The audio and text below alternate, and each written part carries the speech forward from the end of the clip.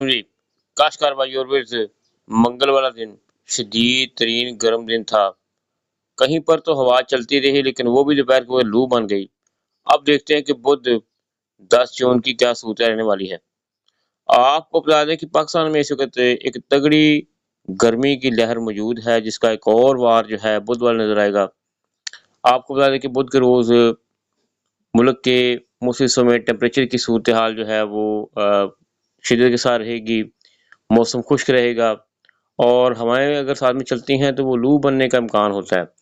तो चलते हैं सुबह सिंध से बात शुरू करते हैं। आपको बता दें कि सुबह सिंध में जो है मुख्तलिफ इलाकों के अंदर जो है टेम्परेचर जो है वो 45 से 48 के करीब बल्कि 50 के करीब रहने का इम्कान है। तो इस तरह से जो टेम्परेचर दोपहर के वक़्त होगा वो 50 के करीब पहुँच जाएगा दादू, नवाबशाह वगैरह के इलाकों में।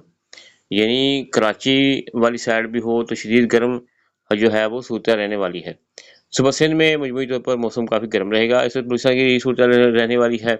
यहाँ पर भी गर्म हवाएँ चलने के साथ-साथ जो है हीट वेव के साथ जो है टेम्परेचर जो है ये 44-45 तक रहने का इम्कान है।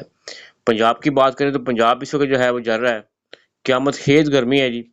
तो बंदा जो है वो सुबह 10 से शाम 4 बजे तक जो है या 5 बजे तक जो है बाहर सर नहीं निकाल सकता, इतनी शदीद गर्मी है। तो पंजाब के अंदर भी टेम्परेचर जो है ये 44-45 के करीब रहने का इम्कान है। तो साथ में तेज़ हवाएँ चलने का इम्कान है, ये गर्म लू बन सकती है। केपी के इलाकाजात में कुछ जो है वो टेम्परेचर थोड़ा-सा कम है, लेकिन वहाँ पर भी गर्मी कुछ ज़्यादा है।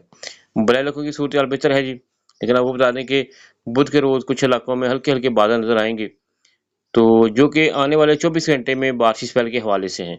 उसकी तस्वीर को नस्बी में बता देते हैं। तो आपको बता दें कि बुधवार रोज़ भी शीत गर्म रहने का इम्कान है।